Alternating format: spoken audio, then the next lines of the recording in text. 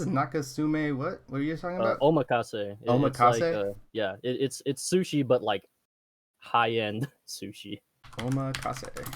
I'm just disappointed because I don't get to see Sam's beautiful face. Can I get a bunch of salmon sushi? Because that's kind of like, if it's really fresh, I can do like sushi. It's But just choice. sometimes it's Yeah, like it's. I feel that, but apparently sushi's. Apparently not sushi. Apparently, salmon's like kind of like the cheaper cut of like. Fish. that's what people tell me. Like it's like the salmon is because most of it's like farm salmon, and that's like the cheap stuff. They're not getting like that wild caught sockeye, Yeah, which but- is like but that good or that Japanese salmon. It is good, but it's like you're never gonna get salmon that's like tuna expensive. You know what I mean? Yeah. Like tuna is ridiculous. Like Is that your protein shake, Martin? Yeah, I just finished my workout. You know, a why little while not, ago. Sam? Why can't we have salmon that's as expensive as bluefin you're tuna? right. You're right. I'm down for that, to be honest. Why not? Why don't we just get some farm-raised salmon? We raise them in the best way possible and feed them Look, something that's I'm- going to fatten I'm them up. It'll be like the Kobe of the fish world, and we'll be rich. Is it- Boom. is it- I'm gonna farmer- say is it- I'm gonna say here. I'm a peasant. I love salmon. Salmon's the best. Hey, I'm that's a my peasant, favorite I love fish. salmon. That's I'm my gonna tell favorite you sushi too. So That's yeah. That's, Man, I like spicy tuna. nah, he's wrong. Forget him. I like tuna. All right, guys. Thanks for coming on down for the second episode of the I'm Sorry But podcast. Today we're going to be discussing video games. To my right, we have Martin. Below me, we have Nick once more. And down over here, we have Sam. From my point of view, that's not what I see, but yeah. Well, it's my point of view, so this is the one that matters because this is the one that's getting streamed. So it works out. I just had you pointing towards like the edge of the screen, and I'm just like, what? So just tell me when I'm warmer. When I'm warmer. That's Martin. Okay. Oh, it's a Martin. All right, guys. Nick, you want to go ahead and introduce yourself? Yeah. My name is Nick Valero, and I'm here to let's talk some video games, man. It's gonna be great. Martin. yeah. My name is Martin Reyes, and same. I'm just a dude that likes playing video games, and yeah, let's talk video games. Sam. My name's Sam Sue, and frankly, I don't really think I'm qualified for this, but hey, whatever. Let's go. My name is Adrian Alcaraz. I've been playing video games for over 20 years. I'm probably addicted. And that's basically my qualification to discuss video games. That's basically I'm your average American middle-aged man or 30-year-old, almost 30-year-old man. Middle age, please. I'm your average 28-year-old man. I play video Yeah. games habitually to the point where it's a problem. Okay, so let's see. We have a couple of things that we wanted to talk about today. We were going to start discussing. I can pull it up. Video games. So we've all have a bunch of experience playing video games. We play video games almost every night in this group. Sometimes together, sometimes apart. Sometimes we decide to destroy our friendship for short periods of time playing these video games, particularly Risk. But today we thought we'd talk about more of a broad idea of video games. Particularly, we're going to start off with why do we think multiplayer video games took off so much in 2020? Now, of course, the obvious explanation or the obvious answer most people probably give to you would be that it was because of the pandemic. People couldn't leave their houses. There was a lockdown. It was just the obvious thing to do. You could stay home and you could play video games. Made sense. But it's kind of taken on, in my opinion, more of a role, more of a place in life now that society is kind of getting back to normal with as is related to the pandemic. But it seems like video games are becoming more and more a staple in life. What do you feel, Martin? I do feel that like COVID had like some effect towards like multiplayer video games like taking off in 2020, but even before the pandemic, I do feel that like multiplayer video games were already trending upwards in a big way. Like by 2020, we've already like I think the battle royale genre had already exploded. We had Fortnite, we had Apex Legends, COD, and even before then too, like I think League of Legends, like for the longest time before we had all those like battle royale games, was like I believe it was the top streamed video game like for a couple years. So we had that phase where the MOBA genre was kind of like the king of like the multiplayer scene as well. Right. Even before that too, like we had the CS, we had the Counter-Strike scene, we had the Halo scene, which was a little more niche, but like it still had a strong enough base for the multiplayer scene to get to where it is today. So like while I will say that like COVID, like I guess it contributed a little. I think the most I would say that COVID contributed was like probably getting these these smaller, more like indie like games to explode. So like the Fortnites, the Among Us games. Like... Fortnite is an indie game. Or no, sorry, Fortnite. Fall Guys. Yeah, Fall Guys. I was about to say, I was like, Fortnite. Fall Guys. Wrong F. All right, yeah. Wrong Fall F. Guys. It's all good. It's Fall all Guys, good. The Among Us's. Like Among Us came out in what, like 2017, 2018? I can get that for you.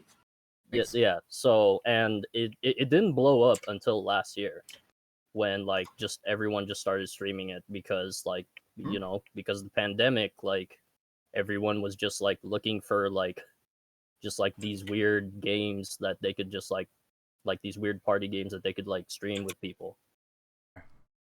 And I think to add to that, I think in addition to that, there was always that, like, even from when I was like young, the MMOs that really started to build up a lot more and become more popular from like when we were in high school to currently. Like back when we were in high school, I can only really think of like WoW, which I personally played, but now there's so many I can't even name them, and they have massive followings. So just to answer that question, Among Us came out June 15th, 2018. Yeah, so 2018, and like no one's ever heard of it until like last year, so yeah, it was out for almost 2 years without necessarily a huge following, and then it just blew up in 2020. It's insane. Yeah, good for that studio. Well, the cool thing about that was that will go into like a topic that we're going to talk about later. But I mean, it really shows how much power Twitch streamers have. Like the actual like streaming community, how much they have to kind of go like, hey, like this game that I found on Steam for like $5, like check it out. Like me and a couple buddies of mine are playing it, and then just blow it up. Like just immediately go, oh, this is a really cool game. Why have none of us heard of it? And then immediately pick it up and start playing with it. Like Phasmophobia. Yeah, like Phasmophobia. Yeah, Among exactly. Us, Fall Guys. Me and Martin, we were playing it a couple days ago. I think with you too, Adrian. Pummel Party. Pummel. Yeah, like some of these games, like people never hear of, and there's some really awesome games. Like honestly, if you play them with a good amount of friends, and you have like a nice little like group together, you can have a good game night with them. Yeah, some of them are really quality games.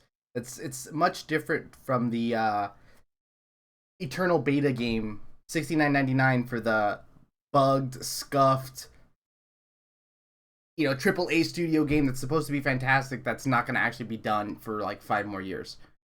Outriders.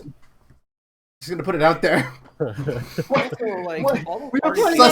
Oh. All those party games really got to Florida because the like king of party games decided to like not make multiplayer thing until recently, aka Mario Party. Yeah. Which is really weird because I think everybody who's actually bought Mario Party in the past like 5 years, because Mario Party's been out for a while on the Switch. Everybody that bought it all thought it was weird that you couldn't play Mario Party online. It's really odd. Like Nintendo's like I don't know if they view like online as taboo, because like as far as I know, the Smash Bros multiplayer scene is still shit.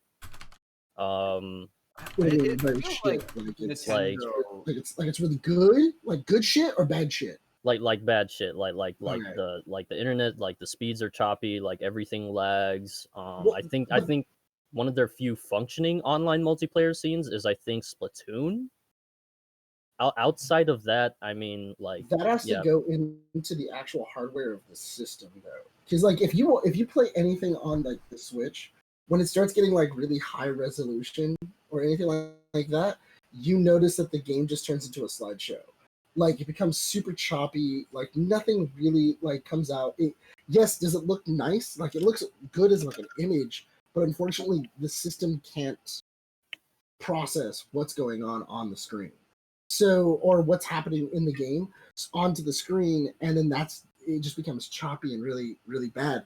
So, I mean, not only that, but also Nintendo was never a company that was like, oh yeah, they're still kind of stuck in that old way of thinking. Yeah. Where it's like they are. everybody needs to come over. Like they wanted to be the party. Yeah, Nintendo is in a weird thing where like it almost contradicts itself. Where like it wants to be a family game while not be a community game. Like I don't know how much you guys keep up with like tournament scenes, but like Nintendo basically hates tournaments. They do. Maybe, Yeah, like, not I hate, do but, like- hear like But yeah, like I Smash do. tournaments and stuff. Yeah, like even like the melee, like because the melee scene, like they're still trying to keep that alive, and like I know like Nintendo's been like just trying to like stonewall like one of the things that they do is that they make the prize monies for those tournaments ridiculously like small, like comparatively to like what do you call it, to like let's say League of Legends, right? League League of Legends like winning pot is huge, right? Huge enough that like you can justify like I getting like a game house, you know, Yeah. for teams. Well, I Whereas think like Melee, it's like what 10,000 possibly. yeah. Well, for, I like, think top even if we're gonna five? like That's keep ridiculous. yeah, I think even if we're gonna keep to the fighting genre, and you guys can correct me if I'm wrong here. I think even like the Street Fighter or like the Marvel vs. Capcom competitive scene like pays out like a lot more than like the Smash Bros scene. Mm-hmm. Mortal Kombat, the Street Fighter, even Tekken, I think pays out way more. Like there's a huge like league that comes into play when it comes to like all these fighting games, in which that actually leads into also indie fighting game tournaments, because there are some that have like indie fighting games that like don't necessarily have the following of let's say Smash Brothers or Street Fighter or anything like that, and they still pay out pretty decently for an indie company, just because they feel like they want to be competitive. They want to see if they can get into Evo. They want to see if they can do anything like that, and that's a big staple. But the problem is that Evo hasn't had Smash Brothers in, I think. Yeah, they like removed it, and it was a huge three- uproar. Yeah, I I, think I it was do like remember that. I think it was like 3 or 4 years ago they took it away from Evo. And after that, like you really haven't heard a whole lot about Smash Brothers. Not only that, but I mean, even if you think about just the Switch itself, you hear a lot of really cool things coming out for Xbox. You hear a lot of really cool things coming out for Sony and the PlayStation. Nintendo is in like a weird spot where they don't necessarily know where to go. Like, do we make the Switch and just make it better? Do we like? Is the technology there to do so? And also, how exactly do we still kind of keep the same community that we've had for 40 plus years? How do we keep this community? And it's really odd because their community has aged with it, but the thing is that they began losing their community because their community started to get older. They want to play more and more games that are online or competitive or anything like that, and then they started going over to the other guys. And I feel like that's where Nintendo is really lacking, because honestly, if you look at a Nintendo game, like you can always kind of like guarantee what a Nintendo's like yearly, like this is what they're going to release. It's either a Mario game, a new Legend of Zelda, maybe a Metroid, some form of a party game, and something that has also to do with Mario, maybe Mario Tennis, Right. or like Mario Racing and stuff like that. A sport. But for the most part, you kind of know what Nintendo's kind of coming out with the year for, without even having to see the release list. Like, it's kind of ridiculous. And they are trying to also get into this like RPG element. Like, they're trying to bring it back, because if you looked at the last like Nintendo Direct, it was a lot of just like RPGs. It was a lot of like single player RPGs that you can play by yourself. Not really like team games or like games you can play with your friends or anything like that. It's been really odd, especially to know that with the N64, that was actually one of their original ideas, was online gaming. which is insane that they never like really followed it up. That it was That's like crazy. they were one of the first companies that was going to actually have online gaming was going to be Nintendo. If you've ever looked underneath an N64, there's 2 slots that are on the bottom of an N64. One is for the cartridge slot at the very bottom. What was it? It's an extra cartridge slot, and then the other one was actually for an Ethernet slot that they were eventually going to come out with, and they ended up dropping the project, so it never ended up coming out.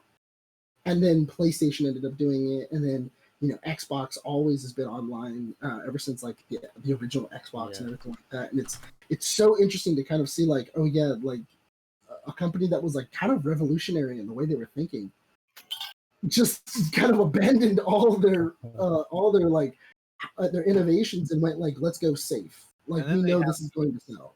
And then they have the audacity to like charge those prices for like Nintendo Online. Oh my god! For like what?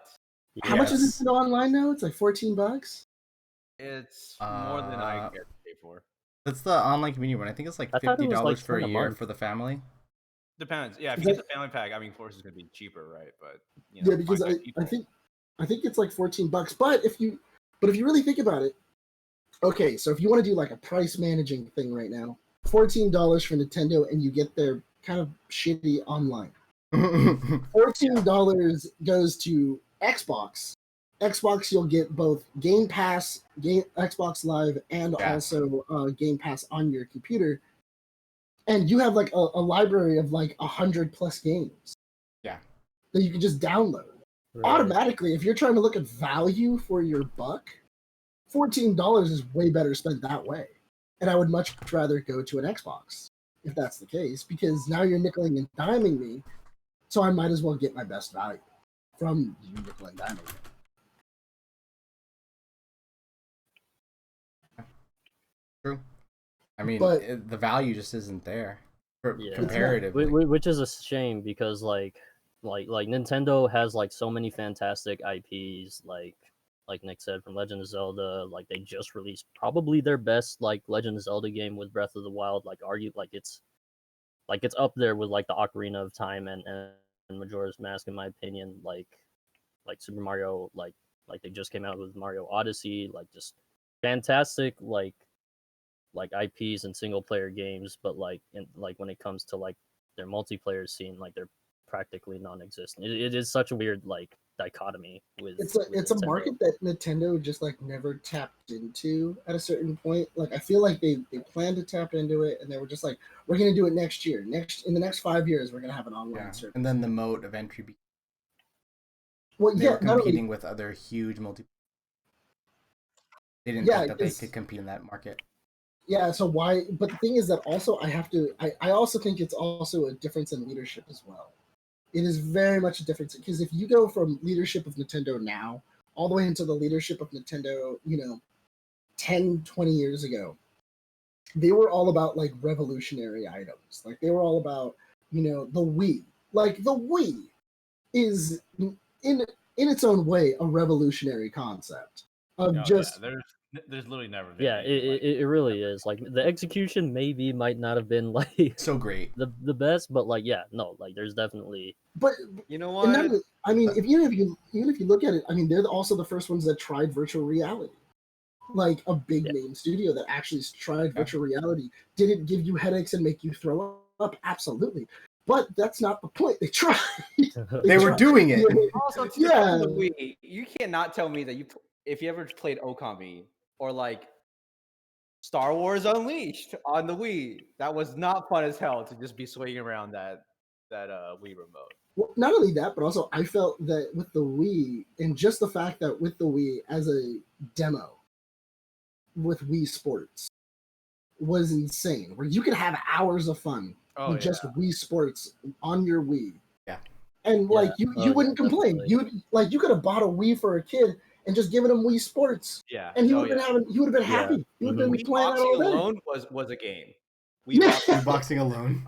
I mean, have you ever thrown hands with your friends like in that game? It's a lot of fun. It's a lot of fun. Or just like Wii baseball or anything like that. But that has to go into their community. They really were revolutionary 20 years ago, 10 years ago.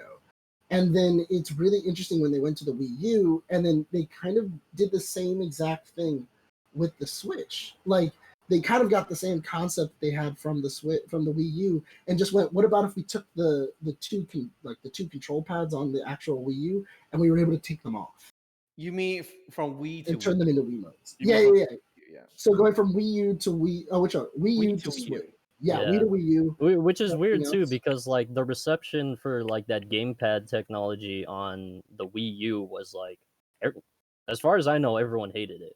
Like no one liked this big Yeah. bulky like screen in your hands. Like it's just like just give us Only- like a regular. Only one person realistically got it. You know what I mean? And if you're playing like multiplayer at your house. Well, Right. the interesting thing about the Wii U, and I kind of like where their idea was at, because if you look at it now, Xbox is also, and Xbox and PlayStation are kind of doing it too, where it's like you don't need to be on your big screen. You can, whatever's on your big screen, you can now play on your small thing, where you can actually see that now. Xbox is doing that with, you know, their Xbox app for your smartphones, where it's like, oh yeah, you want to play a video game that you have on your Xbox? Cool. You can play it on your phone on the go and just connect a controller to it. Because the Wii U's gamepad was, you know, they added features in that were all a lot of like really like shabby features, but the whole idea of it was that if somebody wanted to watch something on the TV and you wanted to still play video games, you had your Wii U controller and you could play off that, and you can, like, you know, you could sit in the other room and kind of play your game or sit on the couch, and that was kind of like their big thing. And then that's when they took that into the Switch, where it was like, oh yeah, what about if we made the system portable? Like, what about if we could make the entire thing and the entire system portable? Which made that, I mean, it's a cool idea. It's a really cool idea. They did that so mommy and daddy can watch the TV. So you didn't take the family TV out. Right. Well, that is a big thing, because honestly, I think for a lot of people that sold it. That really did sell it. And also, I know a lot of people, you know, playing Mario Kart who used the Wii U, you know, pad as like a football, and like did a touchdown dance with it. Funny, Camaro actually did that. We have a friend of ours that legitimately did that. He won in Mario Kart. Got so excited that he got my Wii U controller and smashed it on the ground, and went, yeah, and then smashed it on the ground. Did not realizing what he did. Looked down and went, I'll buy you another one. Another one. Yeah, like, I'll buy you another one. And I remember just being like, dude, what did you do? But I mean, not only that, I think the Wii is also, like, Nintendo has been responsible for destroying the most TV screens than any other. Oh yeah, that system recent that trend, like when the Wii first came out, of like people just like swinging their Wiimote at the screen. Yeah, was just like, there was like a service announcement I think that Nintendo put out. It was like, don't forget to use the wristband on your nunchuck. yeah. Well, the thing is that I don't think because Nintendo also said, hey, tell us how many controllers you have, and then we'll send you new wristbands, because the wristband, the string that they put on the original wristbands were meant for like basic, you know, wristbands. Like they're just meant to like hold something. It's not meant for you to throw it. Like, it's not meant to be thrown. And so they were snapping. So people were wearing them, and then they would snap off and then still launch the TV. Okay, yeah, I don't know if you guys remember, but like, you know, like how like you can tighten, quote unquote, tighten those wristbands. Yeah. No, that was you would tighten it, but it would like come off with like the smallest cough. You know what I mean? Like it comes loose. Yeah, I do remember that. So Nintendo actually started mailing people wristbands, going, please replace your wristbands with these wristbands. Yeah, that braided one with the clasp. Yeah. Yeah, where they were like, where they were like, oh yeah, we actually need to put money in wristbands because people are gonna break their shit because we're gonna get sued. No, yeah, they did. People started like calling them up, going like, your system broke my TV, replace my TV, and they had to buy people new TVs. It'd be that way. Hey man, that's what happens. But the thing is that I feel like Nintendo was in a revolutionary era, and they were way ahead of the time. Yeah. And they really don't know where to go. And they're lost it.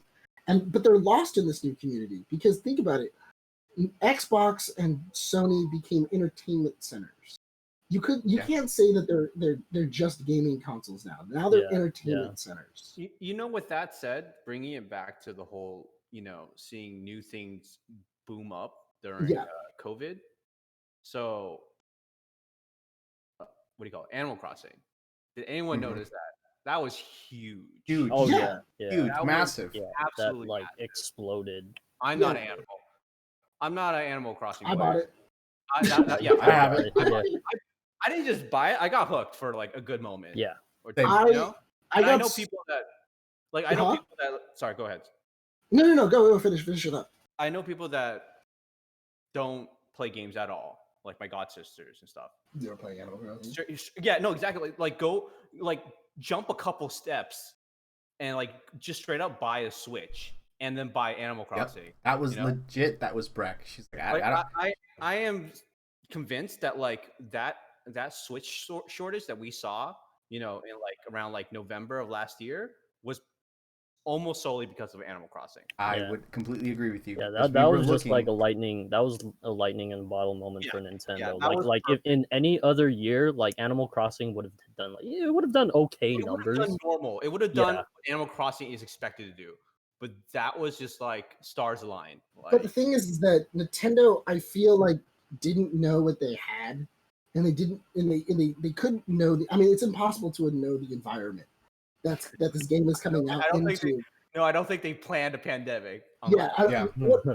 But I guarantee you, they're gonna plan Animal Crossing 4, 5, 6, 7, 8, 9, 10 now because of how successful it was last year. But you know what the thing is that with Animal Crossing coming out and it being such a huge hit, and it was an online hit as well, of people just like trading codes. Hey man, I got turnips on my end. Turnips are 20 bells right now. Come buy turnips. Get out of here, peasant! Peasant! Now we know we didn't play Animal Crossing enough. No. What I'm saying is like to buy turnips is only 20 bells. Oh, come buy my turnips. Come buy turnips right now. And then like in a week, you see like somebody who has like, oh yeah, bells are like they're selling for like 100,000 bells in my. They even came up with that island city. I think Citibank came up with an island where you could sell all of your turnips for 1,000. Quick confession about that. I there was like a website somewhere there, just literally just for turnip stocks, right? Yep. But you would have to like sit in queue for that shit. I've sat in like 30 to like 50 people queues. ACNH exchange. Yeah. I've hosted events on my island. Oh man.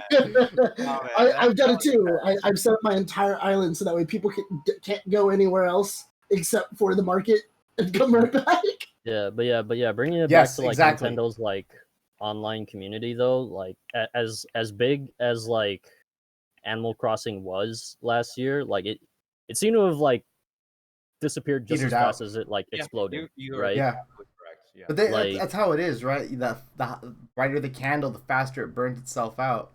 But like it goes back to like Nintendo's like just like their inability to keep like a steady online community for like any of their franchises. I mean, a steady online community requires a company that cares about its online community. That's what I'm saying. Well, let's go into that. But it doesn't only need that. It could also use like a platform to like really support it, to keep it afloat or keep it alive, like one of the streaming platforms like YouTube, Twitch.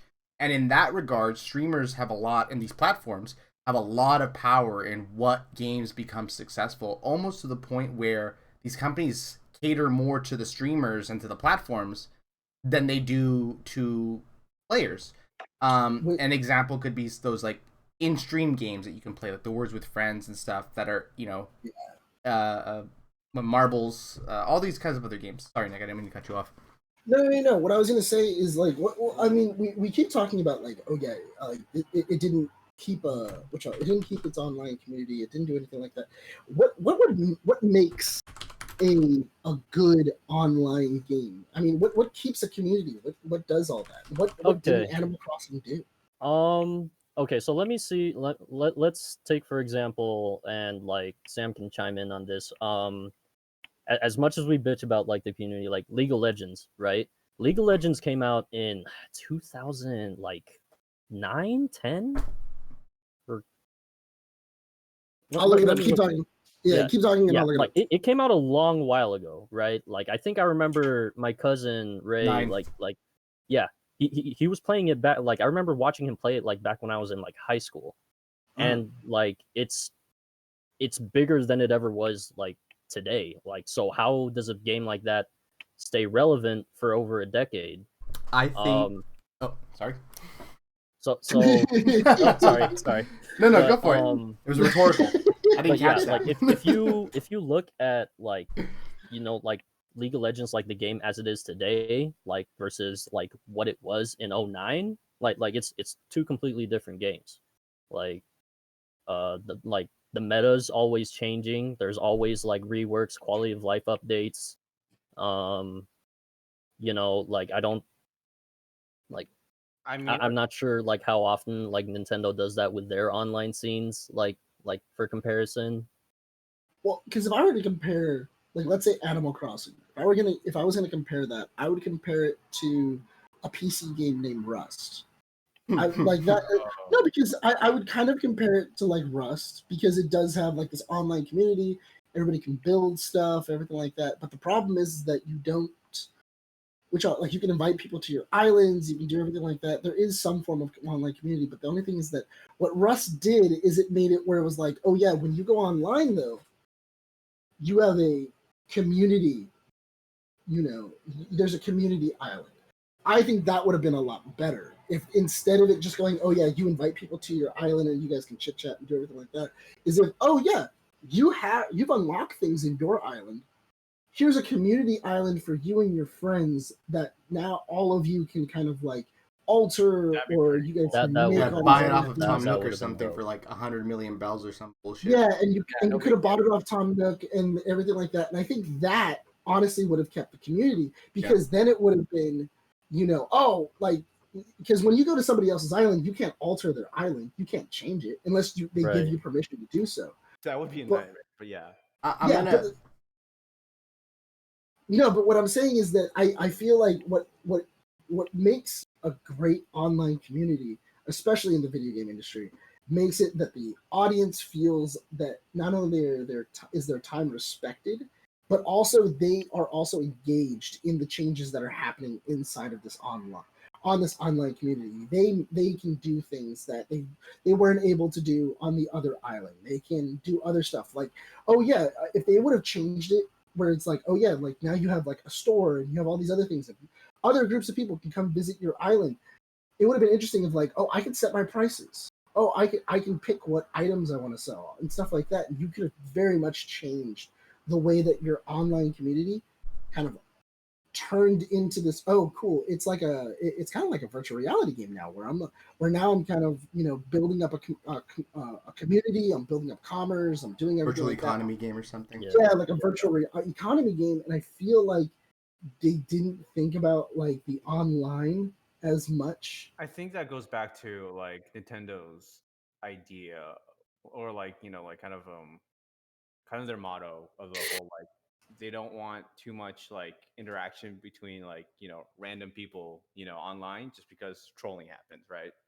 And they try to prevent that as much as possible, which is I think is also possibly most likely why there were such like limited interactions that you can do with people in Animal Crossing, because you can wreak so much havoc on another person's Oh island. yeah, Just let yeah. anything You go. could.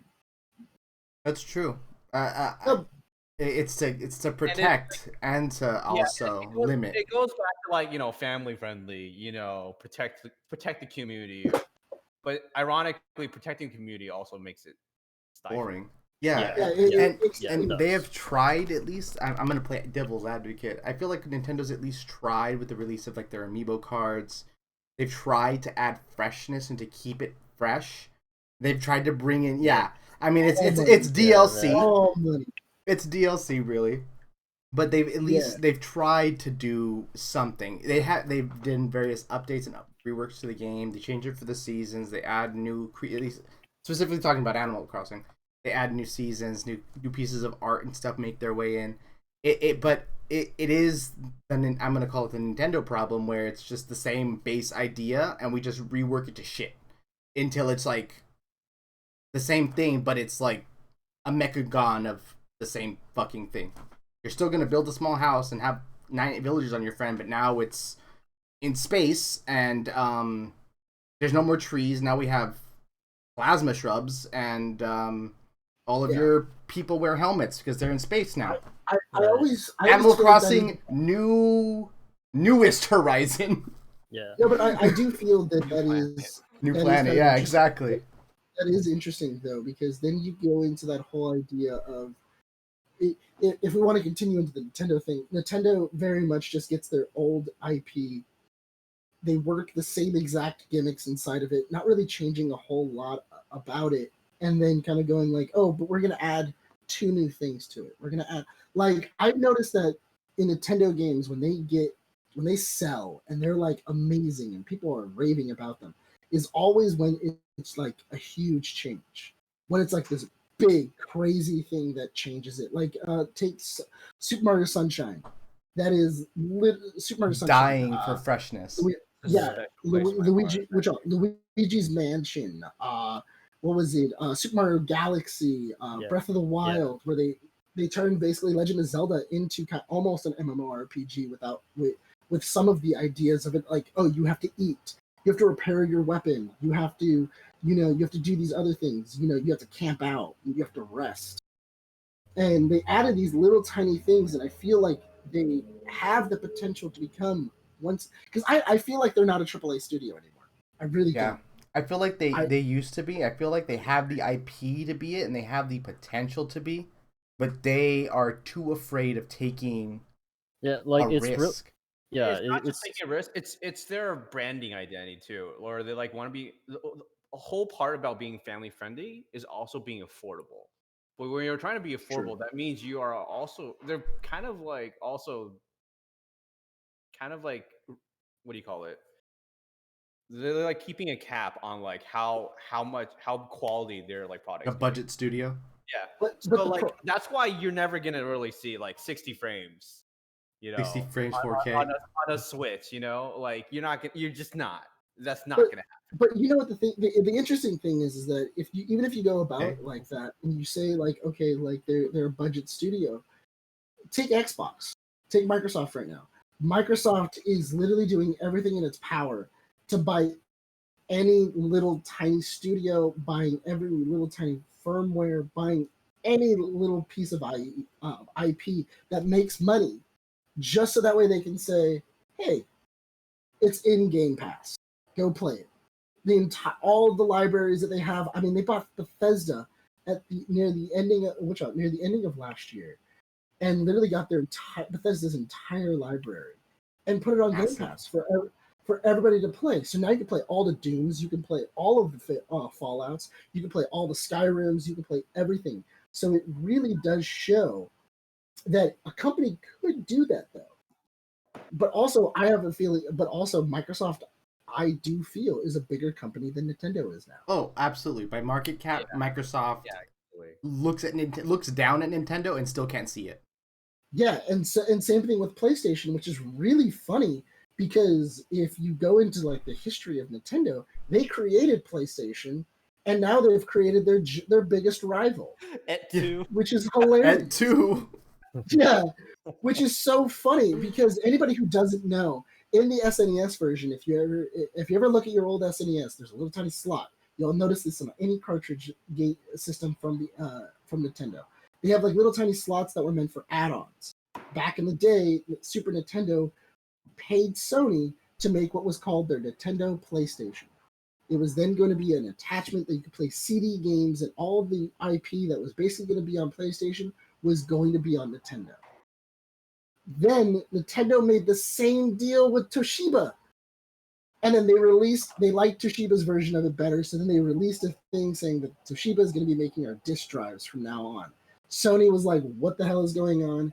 They then said, yeah, you guys are out of contract. We're not buying your products. And then they went, well, fuck it then. We'll make our own goddamn we have system. We have all the technology. We have all the engineering. Let's go, baby. Yeah, like we're gonna do our thing and everything like that. And I think that's insane that they've actually built one of their competitors from being such a giant. Because I mean, they've outlasted everybody. They've outlasted Atari. They've outlasted Sega. They've outlasted everybody. And unfortunately, they went from being the big fish to being the the minnow inside the water with these two larger fish. That one day, if they don't kind of get their act together and kind of start doing what the other systems are doing, either Sony or Microsoft is eventually going to buy them out. They're eventually going to lose their IPs, and it's going to be a sad day when we lose Nintendo. That's the way of the market, man. I'm no ready. king rules I'm ready forever. to see Mario with guns. Let's go. I know, right? Bloodthirsty Mario. I'm gonna rip in your face. Yeah, like competitive Mario, like Competitive Mario Party. like Imagine. Mario Battle Royale. But you know what the thing is that you already kind of had that with Mario Maker, because Mario Maker did make kind of a competitive Mario world, where it's like other people make different Mario worlds that are near impossible unless you get exactly right. And they started putting them online and saying, "Hey, I challenge people to try and beat my level," and it's crazy, but it works. But that's a form of community. I'm gonna get online, and that's a form of community that Nintendo does not provide, right? And that's why games like, even when you have Nintendo games that don't really have their own community, and you move them over to like Twitch, you'll get streamers, and then they get a community. And then you have these thousands and thousands of people who are, because they're watching a streamer play the game, also playing the game every now and again. And that encourages people to continue playing the game. Yeah. Sam, what were you saying? Sam? Oh, I was just saying, I'd be now. My greatest wish is just to see a Mario Party competitive like what do you call it, tournament. Yeah, because honestly, the way I feel that Nintendo, Party? Yeah. Well, I mean, we have competitive Smash, right? Like that's what I'm saying. Like Smash Bros is still like and like I know a lot of people probably share this. It's the best fighting game like out there. Like careful there. If no, like I'm saying, if Bring some Nintendo just puts money into their online competitive scene, like there is so much money to be made with that scene that like Nintendo just doesn't want to do, which it's like so mind-boggling to me, like just like how much they're unwilling to invest in it. Tournaments are so important for a community. They are honestly so important, and they're great marketing opportunities. And like, even when you have like the league tournaments and stuff, you give $1 million pot, and then you have $200,000 for second place. There's no way in hell Riot is not making 5 times that amount in ticket sales and merchandise. This is a money-making scenario, a marketing scenario, and a free publicity, free marketing, free advertisement. Get really good at my game and you'll make $1 million. Well, the interesting thing also is that I also feel like when it comes to Smash Brothers and stuff like that, they don't search the proper IPs. Like they go out and they search, they kind of pick from the IPs they already own, which is smart. It's very, very smart, business savvy wise and everything like that. But it doesn't change anything. And a lot of the times whenever you get like a DLC character for like Smash Brothers or anything like that, you can always say he plays like this person. Like there's nobody that's ever really changed. Yeah, I mean, just take a look at like the last like 4 DLC characters. Like 3 of them were like sword characters, right? Yeah, they were all sword characters. They all kind of play like Marth or anything Minecraft else. Character really a sword character? It has a sword. Oh my! No, but the thing is that if they were to pull from like different IP, because that's the interesting thing. Like if you look at like a game like Mortal Kombat, and then they go, "Oh, well, we're gonna pay Universal for Texas Chainsaw Massacre. We're gonna get a thing for Leatherface. We're gonna get a thing for what was it, Rambo. We're gonna get we're just gonna get a bunch of different IPs. We're gonna put them in, and they're not gonna fight like everybody else." It revigorates the game because you feel like, oh, there's new people, there's new things I can play as and everything like that. But also it changes the competitive scene as well, because now there's a new meta. Maybe those new characters like play better, and somebody attracts more. I heard Jason Voorhees was a monster inside of the what was it, competitive thing when he came out, which is insane to think. Well, I mean, of like advocate, but I mean, one of the DLC characters, Joker. I think the top like Smash Bros. Competitive guy was a Joker main for like the longest time. Like there were a few DLC characters that were like pretty top tier and were like pretty like original in their own right. Yeah, and I'm not saying that none of the DLC characters aren't original. I mean, think of Solid Snake. Think of which out the Wii Fit trainer. There's plenty of characters that are like individual in their own rights and everything else. But the problem that I have with it is they're not as adventurous, and because I agree. it's fine if you make a character and nobody plays him. At least you tried. At least you made a new character, and then he kind of sucks. I think like a good like example would be like Soul Calibur, where like has like Yoda in one of their games out of fucking nowhere, you know. That was And then boom, there you go. Like that's like enticing to like Star Wars fans. You know? It was, and I always thought it was so funny because Yoda was always banned in all of the. Because he's bullshit. Because he was bullshit, and he well, no, because the way that they made Yoda is they made him two size to all the characters, so his hitbox was so far fucking lower. small. No, it was so much smaller than everybody else's. So when you did a normal attack, all the other hitboxes would go right over him, and then Yoda would just like jump up and do like 8 moves against you, and then you just had to stay down. I don't know if you guys played that Naruto game that kind of plays like, I mean, sort of, not really, but plays like Street Fighter. Was it the Ultimate Ninja Storm or? Ninja Storm or Clash Ninja or something like that? Yeah, Clash. There you go, Clash of Ninja. Right. So the closest thing to Yoda in that game was Akamaru, the fucking dog.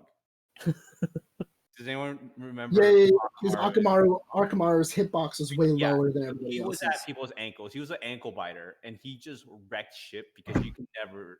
Just out there 1v1ing Orochimaru and you could, because literally when all the hitboxes would go right over his head, and the entire hitbox for Akamaru to hit was all over the place. Yeah. So all he did was had to hit him. You have to hit him by laying down. Spam shit. You just spam shit, and like the only way to hit those characters is literally to lay down and like try to like make maneuvers. I saw one time somebody use a super move on Akamaru, and because the hitbox was so low that he had to hit, it went right over his head. Yep. And he didn't get him. Akamaru, like, because of that kind of shit, like, you couldn't use ultimate. Some people couldn't use their ultimates on Akamaru, depending on how your moves hitbox. Yeah, and that's one reason why in the competitive scene, like, those characters that are like specifically broken, rightfully so, like that, are either banned or can't play or anything like that, because it's like that's just unfair. It just doesn't make the game fair. But getting back to like the main topic of like, oh yeah, like how exactly did the pandemic really affect these things? I think that the pandemic really did show Nintendo's weaknesses. It really showed where Nintendo wasn't thriving, when it's like, oh yeah, there's 5 billion people at home right now, and you couldn't keep a community. Like, because there's so many other games to play. There's there's Warzone, there's Fortnite, there's Valorant. There's all these other games that people can play online. Rust, that they just couldn't keep a community, and people are stuck at home, and they would much rather play a different game than your game. And it's a shame because of like their whole brand identity. Like you would think they would flourish because they would be like beginner friendly. They're beginner friendly games, a lot of them. But the thing is that I'm noticing a lot of kids aren't playing it. A lot of kids are playing PC games now. Yeah, like they'd rather play Fortnite. They'd rather play Valorant. Like most of them are still playing Minecraft and like Among Us. Some of them, I've talked to my students. A lot of them are playing Minecraft and Among Us, stuff like that. But a lot of them are kind of they're getting older. And they want to play Fortnite. I think Fortnite's a big one. Yeah, Fortnite's huge. Fortnite's all they want to talk about. But like, there was like a kid I think got like bullied because he didn't have Fortnite skins or something like that. Yeah, it's wild. Because he's poor. That's why. Yeah, I don't want to spend money on skins. Therefore, bully me. That's why I tell you to buy skins in League, Martin. I don't want to be bullied. Kids are fucking the worst. Before I get bullied. Yeah, kids are mean, but the thing is that also that really evolves the way that everything goes, because I don't like the idea that these companies are they're leaving and kind of doing their own thing. Like Microsoft is doing their own thing now. They have their own Microsoft Directs. Nintendo has their own thing. The only one that really hasn't left conventions like E3 or Evo or anything like that. It's kind of PlayStation. PlayStation's kind of like, yeah, we'll do anything. Like we're down for whatever free marketing you guys want to give us or anything like that. We're down. Like we'll be there and stuff like that. But I think it's only a matter of time because I mean, if you were going to get a booth at like E3 when we did it, I think it cost somewhere near like $100,000 to like and we had a small booth. Like imagine like just like a 20 by 20, and that's somewhere in that range. Whereas Microsoft or any of these things take up like half a hall, and they have like full on like things. The millions of dollars that are going into these people's booths. I will say though, Nintendo did always have the funnest booth though. Nintendo always had the funnest booth because their booth was always interactive, which was always a lot of fun. But more fun than their games. You know what the sad part is? Kind of. Damn. All right. Okay. So Nintendo, when Super Mario Galaxy came out, or Super Mario Odyssey, they literally said you have to. They gave you a card as you walked in, and you had to play every single one of their demos. And then they gave you a special Super Mario Galaxy hat. That's cool. That had like the eyes on it and everything like that. That's pretty cool. It was a special edition. That's kind of neat. And you had to play every single one, but the problem was that all the lines were always like super packed and stuff like that. Man, you know how many people had to bribe just to get to the front of these lines, man? Do you get the hat?